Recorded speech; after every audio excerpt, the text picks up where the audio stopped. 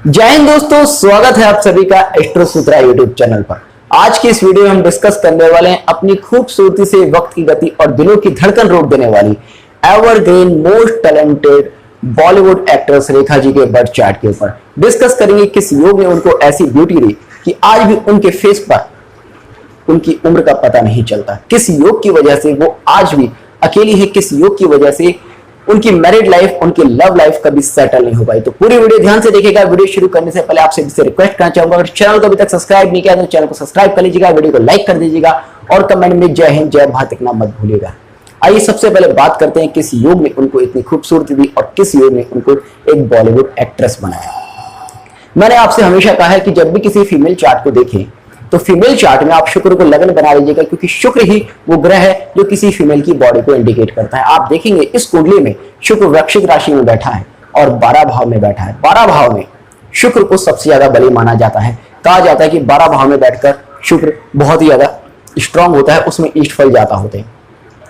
आप देखेंगे शुक्र से 2 भाव में राहु बैठा है और अगर डिग्री वाइज देखें तो मंगल की डिग्री राहु से ज्यादा है, तो शुक्र का जो सीधा कनेक्शन हो रहा है वो राहु से हो रहा है। और मैंने आपको शुक्र राहु युति वाली वीडियो में बताया था कि शुक्र और राहु का संबंध अगर किसी कुंडली में बनता है तो ये नागमणि योग है। अगर आप किसी भी फीमेल के चार्ट में योग देखेंगे तो आप पाएंगे कि ऐसी लड़कियां बहुत ज्यादा सुंदर होती है। आप वो वीडियो अगर देखेंगे तो डिटेल में आपको उसके रिजल्ट मिल जाएंगे। उसके बाद आप देखेंगे लग्नेश बैठा है चंद्र की राशि में। लग्नेश गुरु है और चंद्र की राशि में लग्नेश बैठ गया, क्योंकि चंद्र ब्यूटी को शो करता है। चंद्र की क्वालिटी लेकर उनकी ब्यूटी को बढ़ा रहा है। उसके बाद आप देखेंगे यहां पर लग्न में मंगल बैठा है और राहु बैठा है। राहु की एक क्वालिटी होती है कि राहु जहां भी बैठता है वहां के कारक तत्वों को एक्सपेंड करता है, और मंगल की एक क्वालिटी होती है कि मंगल अगर लग्न में बैठे तो लग्न में बैठकर मंगल एक बहुत ही अच्छा फिजिकल स्ट्रक्चर देता है। तो जिस वजह से वो बहुत ही अच्छी बॉडी की, बहुत अच्छे फिजिकल स्ट्रक्चर की मालिक है, और राहु की वजह से उनके फेस पर एक बहुत ही अच्छा अट्रैक्शन है। अब बात आती है कि वो बॉलीवुड एक्ट्रेस क्यों है, उनका प्रोफेशन एक्टिंग से रिलेटेड क्यों है। प्रोफेशन के लिए मैंने आपसे हमेशा कहा है कि आप शनि को लग्न बना लीजिएगा। शनि पर आने वाले प्रभाव आपको बताएंगे कि किसी व्यक्ति का प्रोफेशन क्या होगा। आप देखेंगे शनि यहाँ पर तुला राशि में है।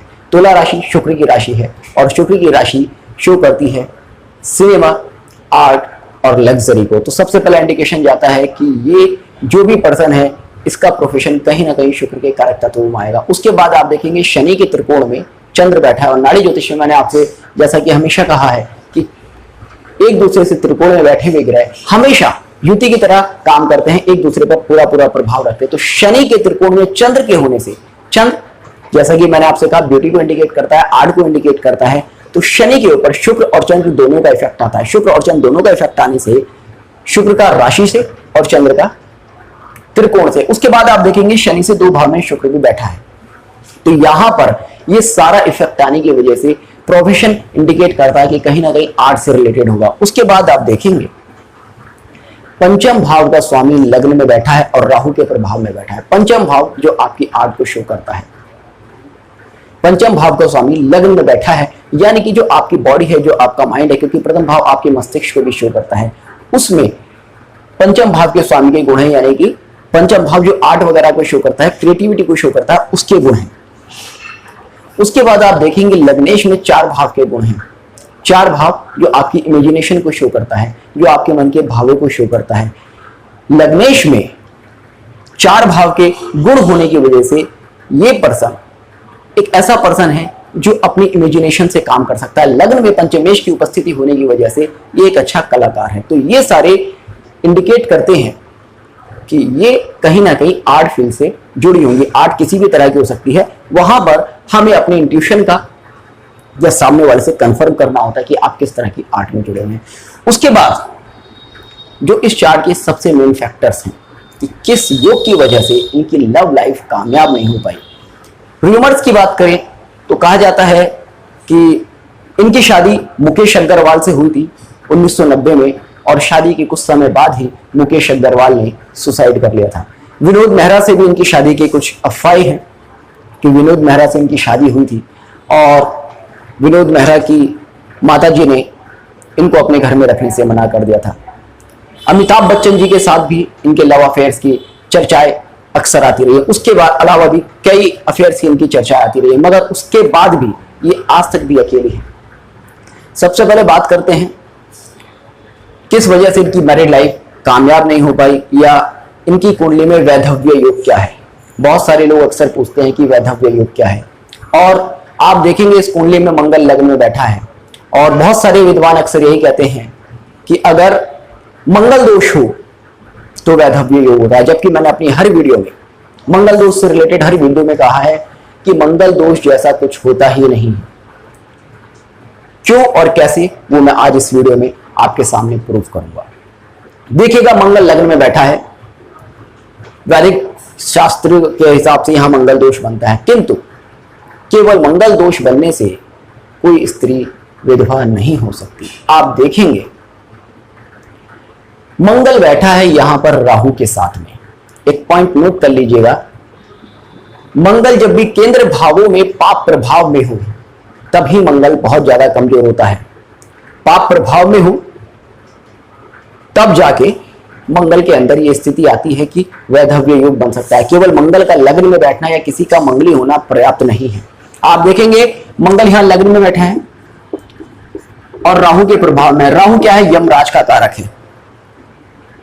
राहु यमराज का कारक है। मंगल और राहु की युति पहला इंडिकेशन देती है कि कहीं ना कहीं इनकी मैरिड लाइफ खराब होगी। किंतु केवल मंगल और राहु का संबंध देखकर इस चीज को नहीं कहा जा सकता। हमें मंगल की नेक्स्ट जर्नी भी देखनी होगी, मंगल की पावर भी देखनी होगी। उसके बाद आप देखिएगा, और जबकि मंगल तो यहाँ पर वर्गोत्तम है, कहा जाता है वर्गोत्तम कोई ग्रह होता है तो उसकी पावर बहुत ज्यादा बढ़ जाती है, तो यहाँ पर वो फॉर्मूला भी नहीं लगता है। आप देखिएगा मंगल की आगे की जर्नी। मंगल से 3 भाव में चंद्र बैठा है। कोई भी ग्रह मंगल से और गुरु के बीच में नहीं है, और चंद्र है अष्टम भाव का स्वामी। अष्टम भाव के स्वामी के अंदर ताकत होती है मृत्यु देने की। मंगल अगर देखा जाए तो राहु मंगल और चंद्र का योग बन रहा है। राहु मंगल चंद्र, यानी कि मंगल बैठा है अष्टम भाव के या मृत्यु के नैसर्गिक कारक के बीच, कारक और अष्टम भाव के स्वामी के बीच में, क्योंकि चंद्र इस कुंडली में अष्टम भाव का स्वामी है। तो मंगल मृत्यु के 2 कारकों के बीच में बैठा है, जो पहला इंडिकेशन देता है कि इनकी कुंडली में वैधव्य योग हो सकता है। किंतु इस चीज को आप तब तक कंफर्म नहीं कर सकते जब तक सप्तम भाव और सप्तमेश की स्थिति भी ना देख लें। सप्तम भाव आप देखेंगे, यहां पर सप्तम भाव में केतु बैठा है। सप्तम भाव में केतु बैठा है तो सीधा सा इंडिकेशन जाता है कहीं ना कहीं फिर मैरिड लाइफ में प्रॉब्लम है। अब सप्तमेश को आप देख लीजिएगा। सप्तमेश की स्थिति सबसे ज्यादा महत्वपूर्ण है।